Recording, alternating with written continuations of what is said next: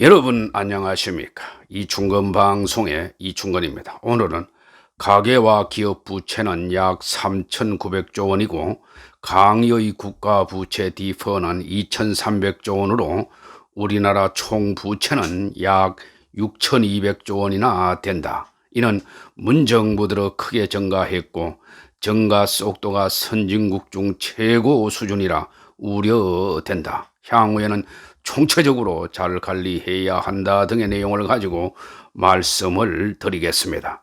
방송에 앞서 아직 이충건 방송의 구독자가 아닌 분은 동영상 아래 구독과 좋아요를 눌러주시기 바랍니다. 방송 제작에 큰 힘이 됩니다. 제 방송 200회차를 맞이하여 국가 부채를 종합적으로 정리해 보았습니다. 저는 국가 부채와 가계와 기업 부채, 재정 건전성 등에 대해서 30회 정도 방송했는데 많은 분들이 댓글을 달아주셨습니다.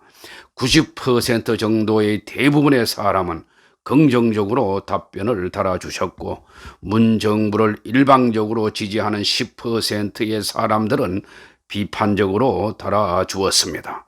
긍정적인 비판은 차후 연구에 도움이 되어 좋은 점이 많았습니다. 합리적인 댓글을 달아주신 대부분의 시청자 여러분들께 거듭 감사의 말씀을 드립니다. 저는 앞으로도 계속 국가 부채 문제를 집중적으로 연구하여 방송하겠습니다. 한국은행이 5월 25일 발표한 2021년 1사분기 가계 신용에 따른다면 지난 3월 말 기준 가계 신용 잔액은 1,765조 원으로 집계되었습니다. 가계 신용은 우리나라 가계가 은행과 보험사 등 금융기관에서 받은 대출과 신용카드 이용액 등을 더한 포괄적인 빚을 의미합니다. 이는 1년 전에 1,660조 3천억 원에 비해서 9.5%인 153조 6천억 원이나 증가한 것입니다. 가계 신용 대부분을 차지하는 가계 대출은 1,666조 원으로 사상 최대를 기록했습니다. 전분기 대비 34조 6천억 원이나 증가했습니다. 증가폭은 전분기보다 축소됐으나 전년 동기와 비교한다면 큰 폭으로 늘어났습니다. 부동산과 주식, 암호화폐 등의 자금 수요가 몰리면서 가계 대출이 늘어난 것으로 분석됩니다. 또 한국은행이 3월 25일 발표한 2021년 3월 금융안정상황 보고서에 따른다면 지난해 말 명목 GDP 대비 민간 신용 비율은 215.5%로 전년 말 197.1%보다 18.4%포인트 상승했습니다. 민간 부채 비율은 통계 작성이 시작된 지난 1975년 이후 가장 높을 뿐만 아니라 2019년 말 대비 증가폭 역시 최대 수준입니다. 명목 GDP 성장률이 둔화된 가운데 가계와 기업 부채를 합한 민간 신용이 늘어났기 때문입니다. 작년 말 가계 부채와 기업 부채를 합한 규모는 3,879조 6천억 원으로 전년 대비 9.1%인 323조 9천억 원이나 크게 증가했습니다. 작년 말 기업 부채는 2,153조 5천억 원으로 전년 동기 대비 10.1% 증가했습니다. 가계 빚보다 더 가파른 증가세를 보인 셈입니다. 코로나19 관련 자금 수요와 정부 금융기관의 금융 지원이 이어지면서 기업들이 금융기관 기업 대출을 전년 동기 대비 15.3%나 늘린 영향입니다. 기업 부채에다가 금년 1사분기 말 가계 부채인 1,765조 원을 합하면 민간 부채는 총 3,918조 5천억 원이나 됩니다. 여기에다가 강의 국가 부채 디퍼인 2,325조 원을 합하면 총 부채는 약 6,243조 원이나 됩니다. 이는 2020년 GDP의 324.3%나 시작되는 것입니다. 한국은행은 고용과 업황 부진 등으로 경기 회복이 차별적으로 진행될 경우 취약 가구 차주의 가계 대출이나 실적이 악화된 기업들의 대출을 중심으로 부실 위험이 커질 수 있다고 진단했습니다. 한은 관계자는 가계소득 개선 부진 등에 따른 소득 대비 부채 부담 증가, 실적 악화로 인한 기업 재무 건전성 저하, 건전성 지표와 실제 신용 위험 간 괴리 가능성 등을 감안할 때 중장기적 관점에서 민간 부채의 리스크가 증대되고 있다고 말을 했습니다.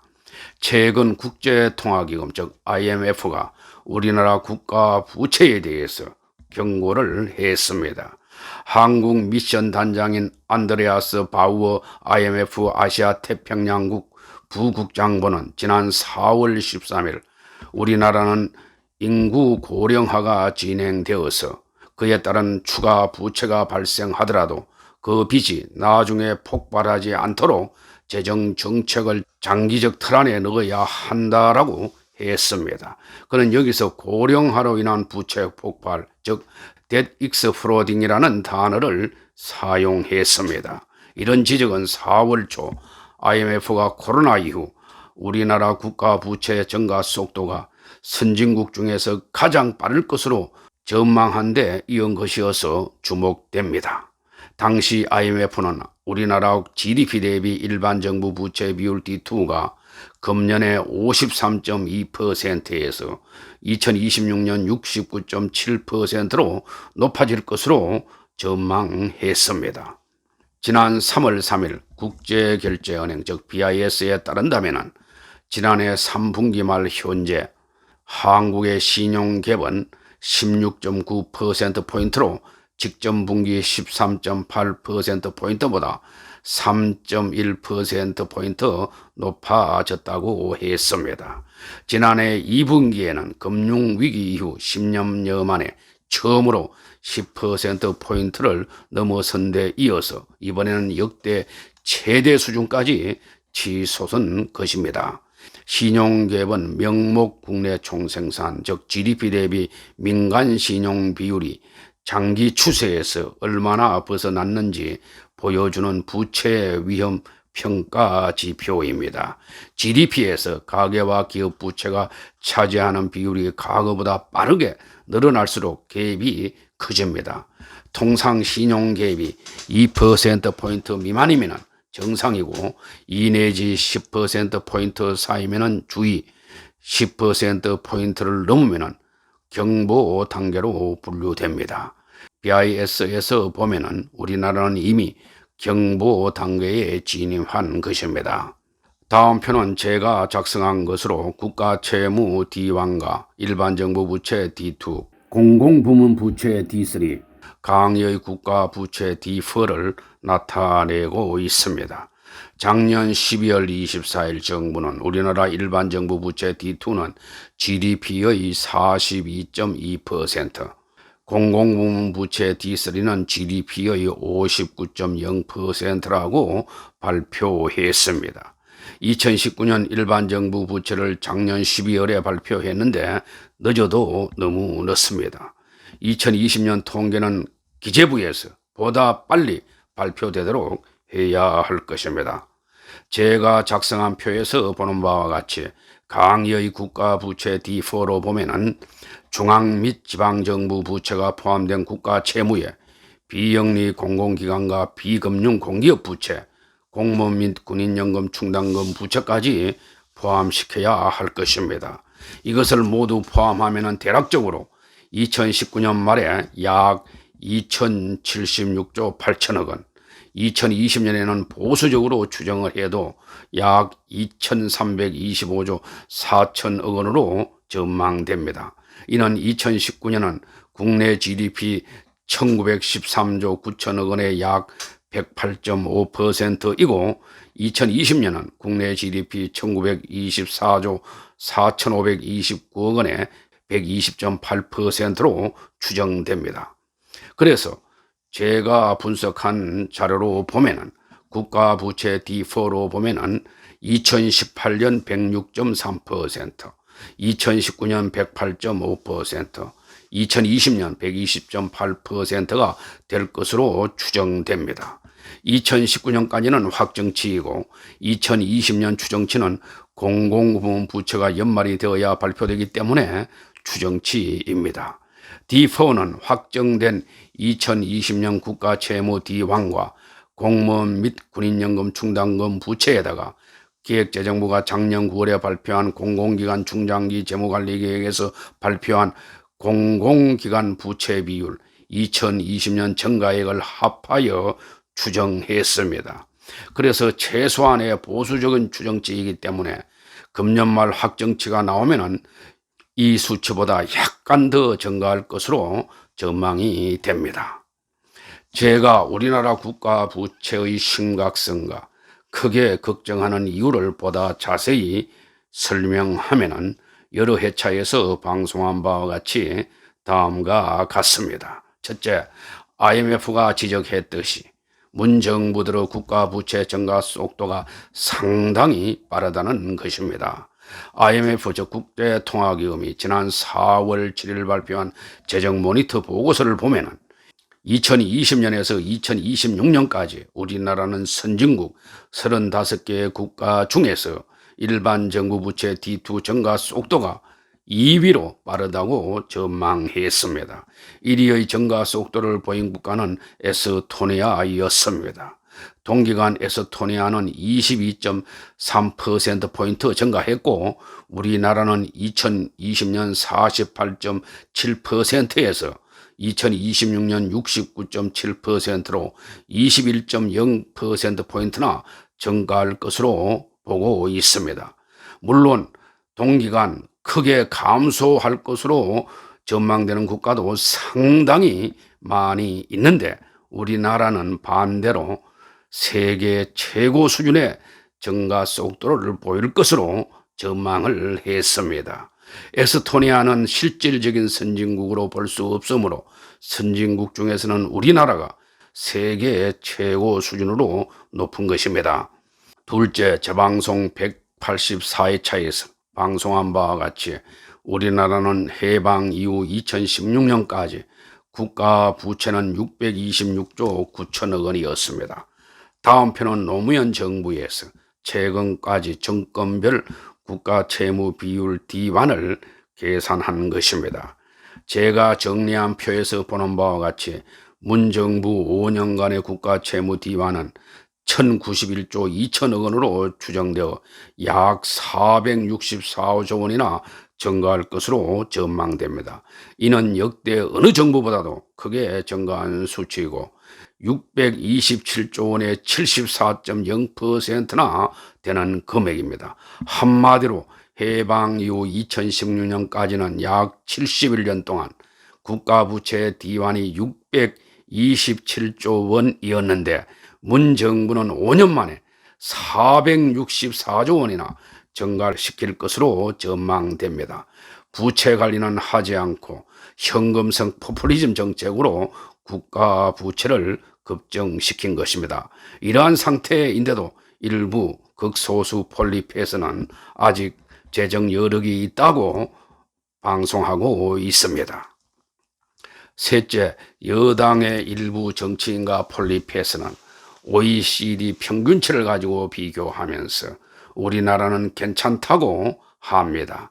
이는 상기와 같은 이유로 잘못된 것입니다. 또 우리나라 국가 부채는 일본의 국가 부채 237%와는 근본적으로 다른데 일본과 단순 비교하여 괜찮다는 사이비 학자도 있습니다.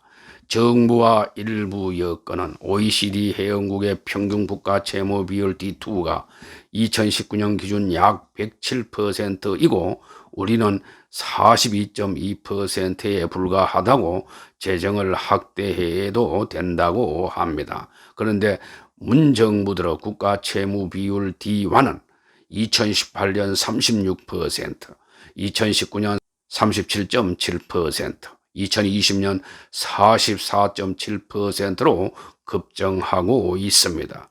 증가 속도가 너무 빠른 것이 큰 문제입니다. IMF가 국제 비교로 사용되는 국가 부채는 일반 정부 부채인 D2입니다. IMF는 우리나라 일반 정부 부채 D2가 2020년 48.7%에서 2026년 69.7%로 급증할 것으로 보고 있습니다. 선진국 중에서는 최고 수준으로 빠른 수치입니다. 게다가 국가 부채 D3로 보면은 2019년이 59.0%나 되고 2020년은 60%가 넘을 것으로 전망이 됩니다. 우리나라가 재정위기나 외환이 부족해지면 기축통화국이 아니고 소규모 개방경제국가라서 OECD 국가 평균과 비교하는 것이 아니고 아시아 신흥국들과 비교한다는 것을 간과해서는 안 됩니다. OECD 평균치에는 부채 비율이 상당히 높은 미국이나 일본 등의 기축통화국과 그리스, 포르투갈, 스페인 등과 같은 남유럽 재정위기 국가들의 부채 비율이 포함되어 있습니다.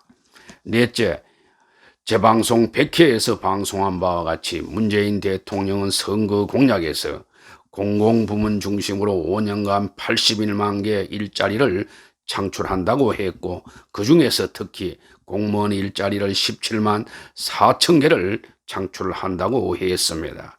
그리하여 매년 공무원 수를 수만 명씩 증가시키고 있습니다. 일자리는 민간 부문에서 창출되도록 해야 하는데 공공 부문에서 창출한다는 것은 아주 크게 잘못된 것입니다. 이는 베네수엘라와 아르헨티나, 그리스와 같이 망국으로 가는 길입니다.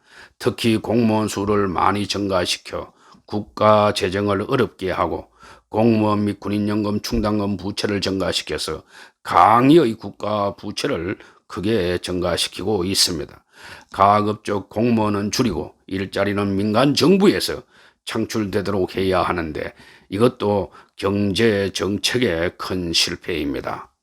넷째, 넓은 의미의 국가 부채 D4로 보면은 앞에서 설명한 바와 같이 2019년 GDP의 약 108.5%나 되었고 2020년은 GDP의 120.8%로 추정되어 상당히 높다는 것입니다. 또한 작년 12월 24일 기획재정부가 발표한 우리나라 2019년 공공부문 부채 D3는 GDP의 59.0%라고 해서 걱정하지 않아도 되는 것 같이 발표했습니다. 문제는 2020년과 2021년은 이보다 훨씬 더 높게 나타날 것으로 보여서 문제입니다.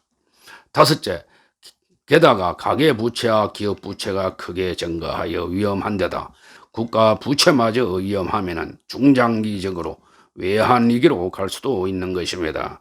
상술한 바와 같이 우리나라 가계부채와 기업부채, 강의의 국가부채를 모두 합하면 약 6,243조 원이나 됩니다. 이는 GDP의 324.3%나 됩니다. 최근 몇 년간 총 부채가 크게 증가한 것입니다. 여섯째, 우리나라는 미국이나 영국, 일본, 유로존 등과 같이 기축통화국이 아니라 해외 의존도가 높은 비기축 개방 경제라는 점입니다. 그리하여 외환이 부족해지고 재정 적자가 심각해지면 바로 재정 위기나 IMF 외환 위기를 맞을 수도 있습니다. EU 국가는 EU의 울타리가 있고 유럽중앙은행 즉 ECB가 있어서 한 국가가 위험해지면 타 국가와 연계되어 있어 어느 정도 지원을 받을 수가 있습니다. 그러나 우리나라는 그렇지 않습니다.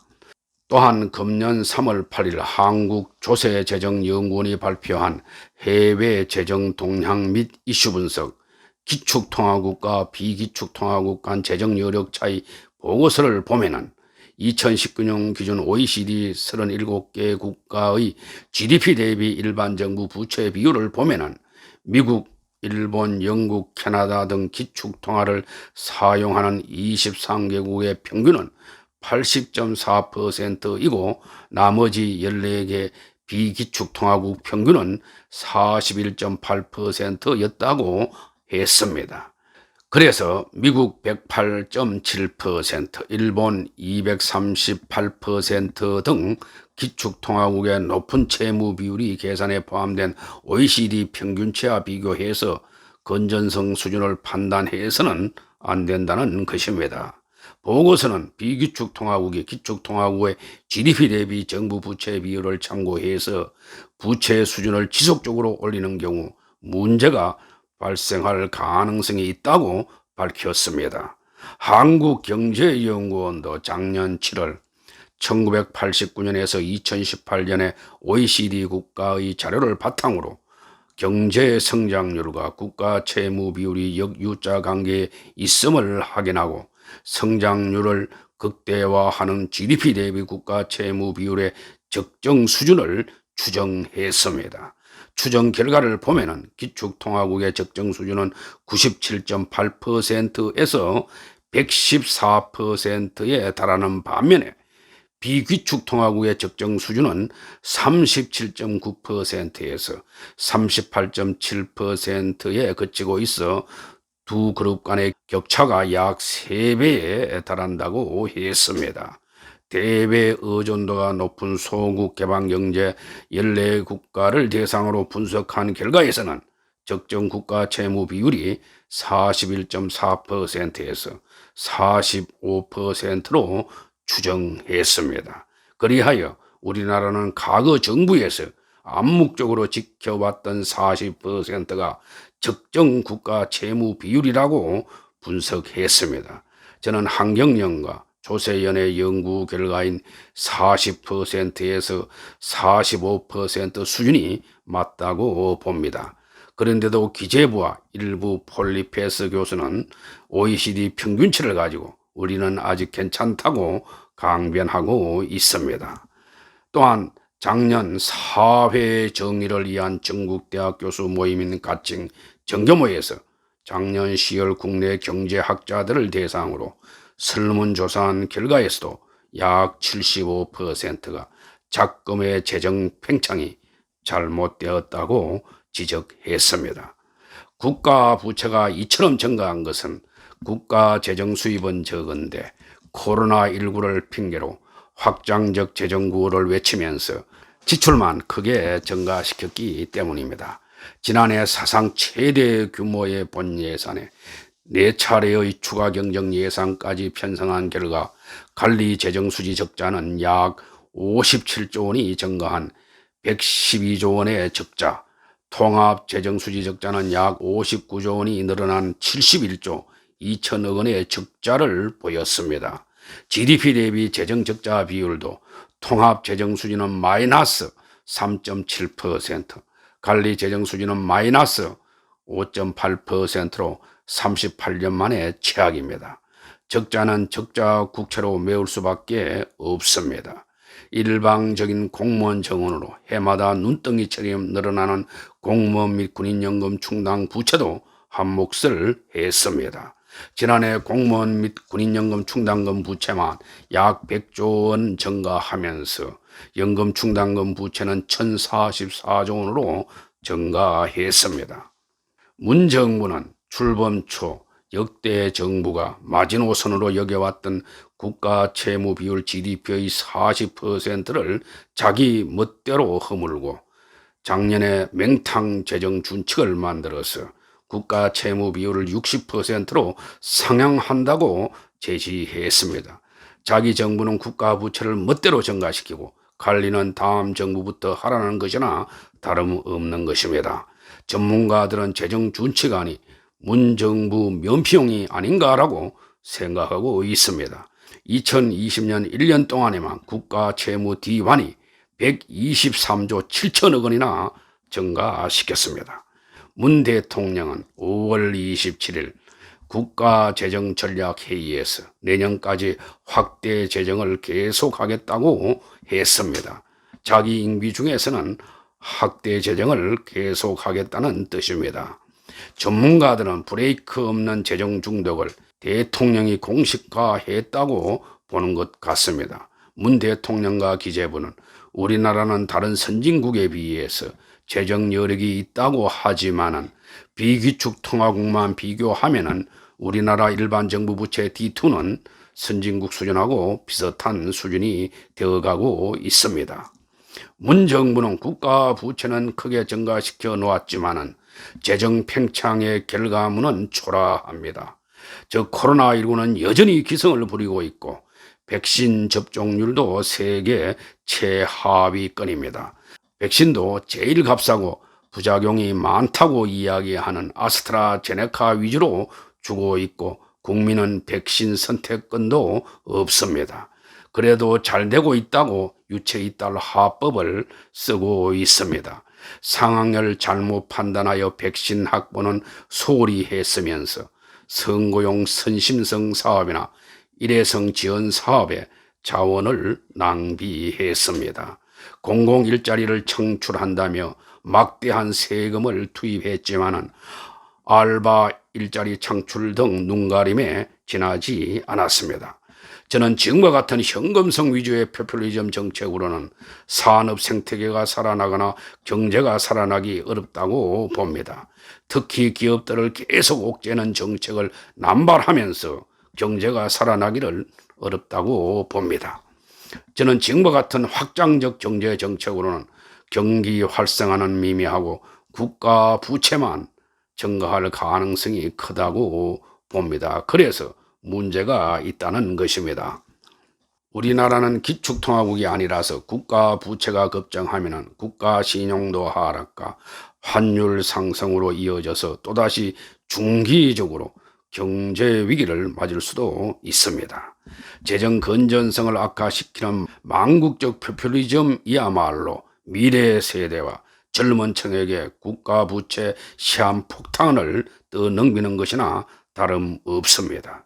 문 정부는 지금부터라도 국가 부채를 줄일 특단의 대책을 마련해야 합니다. 맹탕 재정 준칙을 만들어서 다음 정부와 미래 세대에 국가 부채를 증가시키지 말고 지금부터 효율적으로 관리해야 합니다. 오늘 방송은 여기서 마치겠습니다. 제 영상을 시청해 주셔서 감사합니다.